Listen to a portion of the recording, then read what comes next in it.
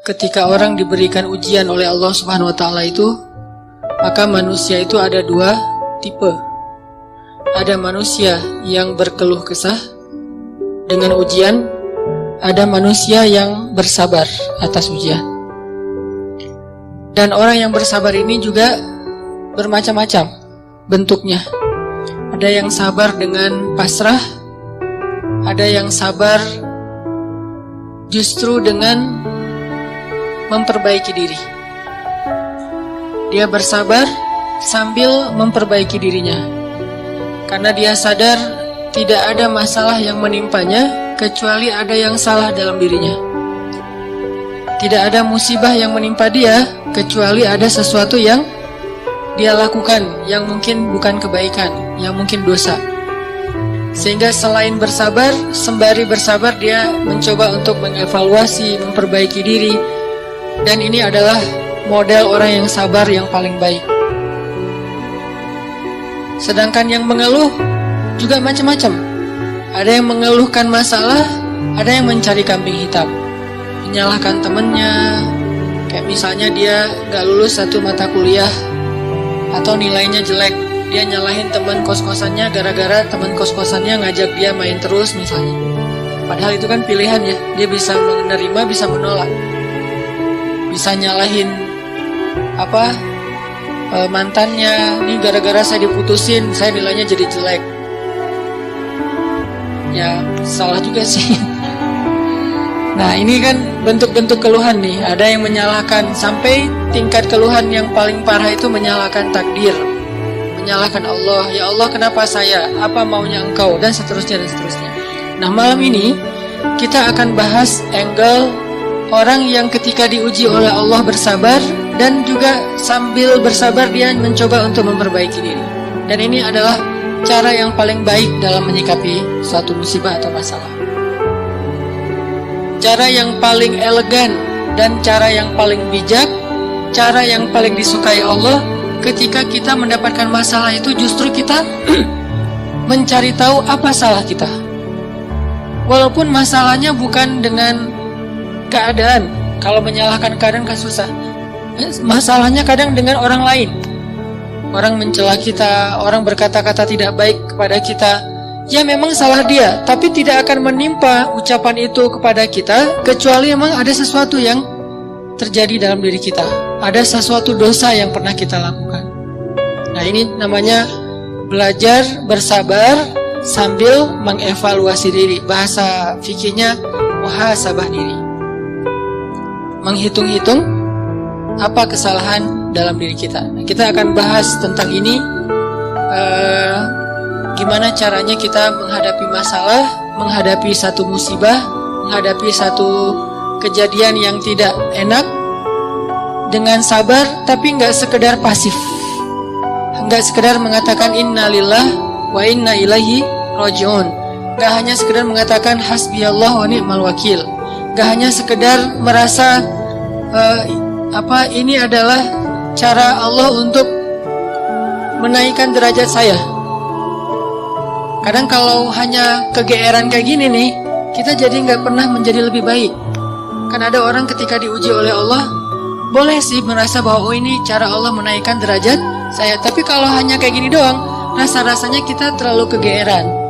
Dan kalau terlalu kegeeran, kita nggak punya dorongan untuk memperbaiki diri. Kalau saya lebih suka angle-nya, kalau orang lain yang kena musibah, kita bilang itu untuk mengangkat derajat dia. Kalau kita yang kena musibah, kita bilang ini karena dosa-dosa saya. Angle kayak gitu tuh lebih enak, lebih produktif. Daripada dibalik, giliran kita yang kena musibah, kita bilang emang Allah tuh yang pengen mengangkat derajat saya, makanya dikasih musibah. Agak GR ya. Giliran orang lain kena musibah, lo sih banyak dosa.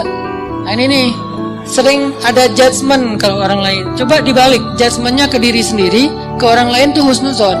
Ini lebih enak nih. Makanya hadis-hadis penyebab terjadinya musibah itu kan banyak. Coba kita pilih beberapa hadis, satu kita berikan untuk menilai orang lain, yang lain kita ambil untuk menilai diri kita. Nah ini beda nih standarnya. Kayak tadi, kalau orang lain yang kena musibah, kita husnuzon, Allah lagi pengen dekat sama dia. Kita husnuzon Allah pengen menggugurkan dosa-dosa dia. Kita husnuzon Allah pengen mengangkat derajat dia. Kita husnuzon emang orang yang paling dicintai Allah tuh biasanya dikasih banyak ujian. Gitu husnuzonnya. Kalau orang lain yang kena masalah atau musibah, jangan tuh kan, saya bilang juga apa tuh gara-gara dia dulu zalim sama saya sekarang dibalas sama Allah. Jangan gitu. Jangan kegeeran bahwa itu kayak karma ya, gara-gara dia pernah nyakitin kita sekarang dibalas sama Allah. Belum tentu juga kayak gitu. Kegeeran kita tuh kadang-kadang bikin kita jadi nggak pernah belajar, merasa udah baik walaupun dalam kondisi yang paling sulit juga merasa udah baik. Begitu dikasih musibah, wah Allah kangen sama saya nih. Harusnya ke orang lain kayak gitu tuh. Begitu dikasih musibah, wah Allah pengen menghapus dosa-dosa saya. Bagus, nggak salah. Cuman kalau keseringan, ini namanya GR. Nggak tahu proporsional nggak kalau kayak gini terus. Harusnya jangan hanya ini, diutuhkan juga dengan satu angle lain, yaitu angle, oh saya ada salah, oh saya ada dosa, oh saya ada yang keliru. Makanya datang musibah itu tidak akan terjadi musibah kepada saya kecuali karena kesalahan saya sendiri. Kan hadis kutsinya kayak gitu. Hadis kutsi kalimat salah satu dari kalimat hadis kutsi yang panjang. Hadisnya itu panjang banget, satu halaman. Salah satu kalimatnya tuh Allah bilang, hadis kutsi itu kan Allah yang ngomong ya. Cuman captionnya dari Nabi. Gagasannya dari Allah, captionnya dari Nabi. Kalau Quran, gagasan dan captionnya dari Allah. Kalau hadis, gagasan dan captionnya itu dari Nabi. Nah, Allah bilang, kalau kalian dapat masalah, kalau kalian dapat nikmat, janganlah kalian memuji kecuali aku. Kalau kalian mendapatkan musibah, janganlah kalian menyalahkan kecuali diri kalian sendiri. Jadi kalau kita dapat nikmat, jangan muji diri. Gua emang ya gini lah. Kita sering kalau ke diri itu yang enak-enak aja diambil.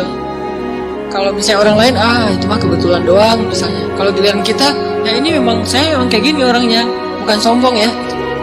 Nah ini artinya kita terlalu sering kegeeran.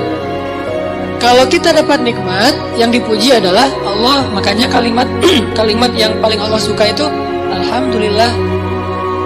Itu kalimat yang paling Allah suka. Kita memuji Allah kalau kita dapat nikmat. Kita bilang, hadza min fadli rabbi. Ini anugerah dari Allah, ini hadiah dari Allah, ini kebaikan dari Allah, ini karena Allah ngasih, dan seterusnya dan seterusnya. Jadi yang dipuji itu Allah.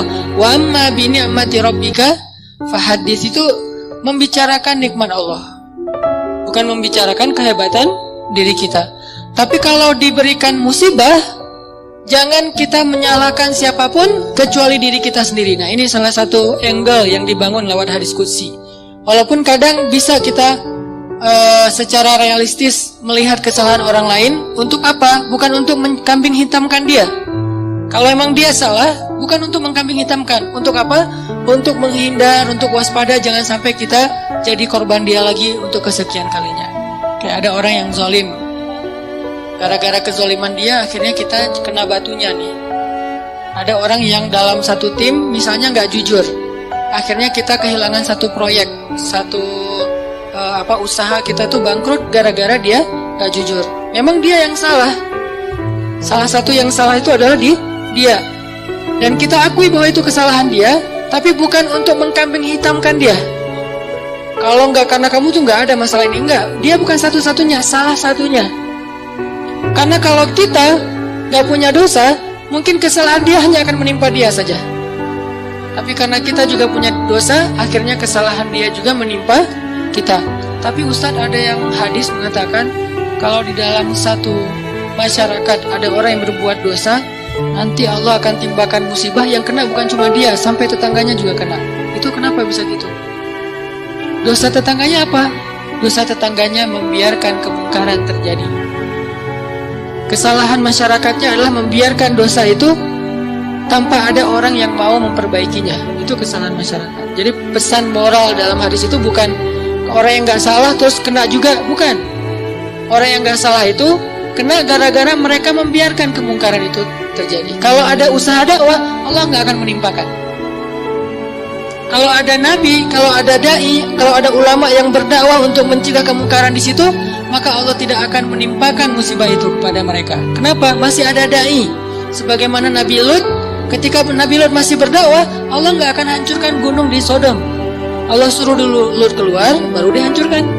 Kenapa? Karena masih ada yang berdakwah. Kalau Nabi Lut tidak berdakwah, walaupun di dalam negeri itu ada orang soleh hidup sendiri dan tidak mau berdakwah, maka Allah akan menimpakan musibah dan mengenai orang soleh. Kenapa orang soleh kok kena padahal dia nggak berdosa? Dosa dia adalah membiarkan kemungkaran. Dosa dia adalah membiarkan kebatilan, tidak berbuat apa-apa. Jadi kita bersyukur juga ada ulama-ulama yang bersuara untuk kemungkaran. Itu salah satu alasan mungkin Allah masih menahan musibah atas negeri kita. Kalau mereka tidak menyuarakan kebenaran dan mencegah kemungkaran, mungkin dari dulu kita udah kena musibah-musibah yang besar. Kalaupun ada musibah-musibah kecil, ini mungkin lebih kepada hikmah yang lain, bukan hikmah karena Allah pengen mengazab bangsa Indonesia. Jadi teman-teman, coba kita perbaiki angle berpikir. Apa yang harus kita persangkakan ketika orang lain kena musibah, dan apa yang harus kita persangkakan ketika kita yang kena musibah. Kalau kita yang kena musibah, salah satunya adalah cari salahnya di mana nih dalam diri kita. Kalau orang lain yang kena musibah, maka berbaik sangka dengan mengatakan Allah ingin mengangkat derajat dia. Berbaik sangka dengan mengatakan Allah pengen dekat dengan dia. Berbaik sangka dengan mengatakan orang yang paling banyak diuji adalah para nabi, kemudian orang soleh, kemudian yang semisalnya, kemudian yang semisalnya. Berbaik sangka dengan mengatakan Allah pengen menggugurkan dosa-dosa dia, sehingga kita nggak pernah menjudge orang lain dan tidak sibuk dengan kesalahan-kesalahan orang lain. Karena pernah saya kena musibah, misalnya motor saya hilang dulu banget. Saya baru beli motor, baru 2 bulan terus hilang. Teman saya bilang gini, Ustadz kurang sedekah nih, digituin. Ya sih, saya akan nggak mungkin dong saya ngebantah kan ya. Oh iya ya mungkin, cuman kan nggak enak ya. Orang lagi kena musibah, bukannya dia empati atau apa gitu, malah Ustadz kurang sedekah nih, dia menjudge. Dan kalau saya kepancing, nggak tahu sedekah saya kayak gimana, kan habis pahala sedekah saya. Udah pahala sedekahnya cuma sedikit, riak pula gara-gara kepancing sama dia, hilang kan, nggak ada manfaatnya kan ya. Dan itu sering loh mancing-mancing kita jadi riak. Kadang-kadang riak kita tuh bukan direncanain, bukan gua pengen riak nih, enggak. Kalau kelas kita insya Allah nggak gitu-gitu amat lah. Nggak mungkin kita sedekah pengen pamer, kita beribadah pengen pamer, kita tilawah pengen pamer. Kita tahu lah itu mah sia-sia. Tapi kadang riaknya tuh muncul gara-gara kepancing sama orang lain. Lo nggak pernah gua ngeliat baca Quran? Wah, lo nggak tahu gua di HP ini ada Quran sampai 5 aplikasi loh. Buat apa juga banyak-banyak, sama aja isinya. Aplikasi apaan tuh ada 5 di sini, dan sehari tuh coba lo lihat, dan terakhir udah baca sampai surat berapa. Kan kepancing tuh. Riaklah kita gara-gara orang lain. Atau misalnya taklim atau apalah, atau umroh, haji, sedekah kayak gitu-gitu. Ada yang mancing. Lo nggak peduli banget dengan saudara-saudara kita yang di Palestina. Itu di sana tuh ngeri banget loh keadaannya. Lo kayaknya biasa-biasa aja. Lo ngelihat gue main, tapi gue tuh sedekah, gue tuh donasi terus, setiap minggu tuh ngirim 1 juta, habis kan? Ini riya yang kepancing namanya. Dan sama statusnya dengan riya yang direncanain, makanya jangan gampang kepancing. Dia ngomong gitu ke saya lagi hilang motor, dia bilang Ustadz kurang sedekah. Kemarin ketinggalan dompet, ketinggalannya di rumah ternyata. Gak tahu kemana dompet, panik gitu kan, soalnya SIM 2 di situ baru dibikin. Udah gitu kartu ATM gitu, terus ada foto anak. Alhamdulillahnya gak ada duit. Tapi kan kartu lumayan tuh, blokir ATM dulu, terus mau ngirim SIM, mau ngurus SIM juga, ngurus KTP, apalagi sekarang lama ngurus KTP-nya, masa kemana-mana saya mau bawa surat gitu, nunjukin kan naik pesawat, malas banget kan ya, nggak keren kalau nggak ada kartu teh. Mana-mana mau check-in pesawat, tunjukin kertas. Aduh, gimana rasanya nih, berat. Tiba-tiba ada yang iseng lah gitu. Udah tahu orang kena musibah, Ustadz banyak dosa, Ustadz ini segala macam. Iya sih, emang banyak dosa, tapi nggak usah diomong-omongin kan gitu ya. Jadi malah, karena kita juga udah muhasabah diri lah. Ketika kita dapat musibah, kita langsung introspeksi diri, nggak perlu digitu-gituin. Kadang kita ke orang lain tuh gitu teman-teman. Dia mungkin udah sadar, atau nggak usah orang lain, keluarga sendiri, pasangan kayak gitu juga. Oh kayaknya kamu tadi gara-gara kamu tadi ngomongin dia, makanya jangan digituin. Udah aja bab ngomongin orang lain, itu bab yang berbeda. Jangan dikait-kaitkan sehingga kita menjudge orang lain kena musibah gara-gara dosa yang baru saja dia lakukan. Ini kurang bijak. Yang bisa mengatakan ini hanya orang-orang tertentu seperti para nabi, terus ulama-ulama dengan level tertentu. Kalau kita dengan teman, jangan ngambil peran sebagai ulama. Beda. Kalau kita sebagai teman, ngambil perannya cuma teman doang. Empati, peduli, bantuin. Kalau ulama kapasitasnya emang menasehati. Ulama itu kapasitasnya emang mengeluarkan fatwa, bahkan menjudge. Itu hak ulama menjudge, karena ulama itu sama kayak hakim. Tugas hakim itu adalah menghakim, menyampaikan hukum halal haram, hak batil dan seterusnya. Tapi kita kalau ke teman beda sama ulama. Kalau ulama kayak gitu maklumi, emang tugas ulama kayak gitu. Kalau kita mengambil peran ulama ini nggak bisa dimaklumi, ini agak blunder, agak offset nih kalau menurut saya. Jadi kalau teman-teman ngedengar ada ustadz-ustadz yang di sosial media berfatwa, itu emang tugas mereka. Jangan dijudge juga, nih ustadz ini kurang bijak. Emang gitu. Kalau kita yang kayak gitu, yang namanya kurang bijak. Kalau ulama kayak gitu, bijak tuh. Karena kalau ulama diam, lalu di mana amar ma'ruf nahi mungkar? Kalau ulama diam, lalu di mana dakwah? Kalau gitu saya juga harus enggak. Kalau kita enggak boleh ngomong, mending diam.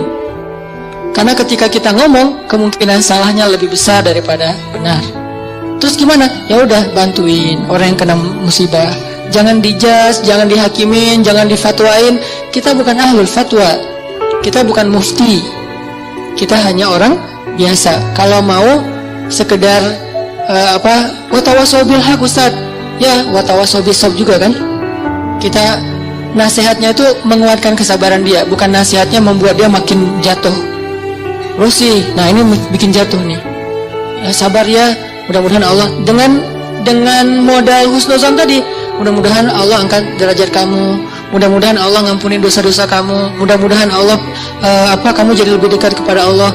Ini watawasau bil haq, watawasau bis sabr.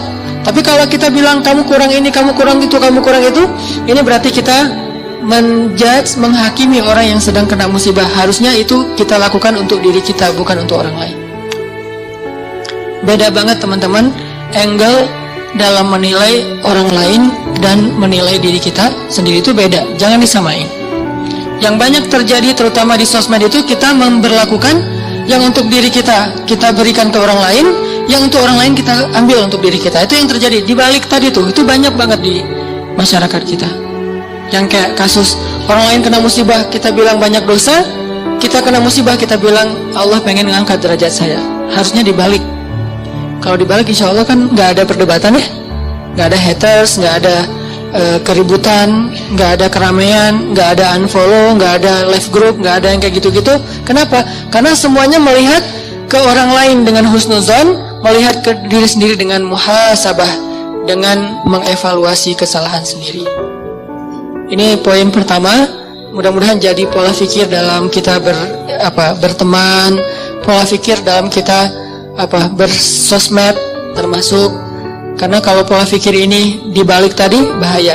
Kita nggak akan pernah punya teman yang nyaman berada di sisi kita. Terus disalah-salahin. Apalagi nanti kalau udah punya pasangan, nggak akan betah dia kalau terus-terusan disalah-salahin. Walaupun salah, kadang dia salah, tapi nggak usah disalah-salahin. Cukup dibantu. Nanti dalam momen-momen yang lebih normal, lebih enak, baru dikasih tahu. Tapi kalau misalnya dia lagi ada masalah, disebutin lagi kesalahannya, secara manusiawi dia pasti akan ilfil. Alih-alih dia nerima nasihat kita, malah menjauh, malah jadi masalah baru. Ini angle berpikir. Terus yang kedua, kita coba lihat bagaimana cara para ulama menyikapi atau merespon masalah. Gimana orang soleh dulu ngerespon satu musibah. Orang soleh dulu, kalau mereka dapat musibah, mereka selalu memeriksa pertama hubungan mereka dengan Allah. Itu yang pertama diperiksa. Karena nggak mungkin ada musibah kecuali karena ada masalah antara kita dengan Allah. Kalau hubungan kita dengan Allah itu, hidup kita tuh bakalan mudah banget teman-teman. Tapi begitu ada kerenggangan antara kita dengan Allah, ada gap antara kita dengan Allah, ada kayak kerusakan hubungan kita dengan Allah, pasti jadinya tuh musibah, pasti jadinya tuh masalah.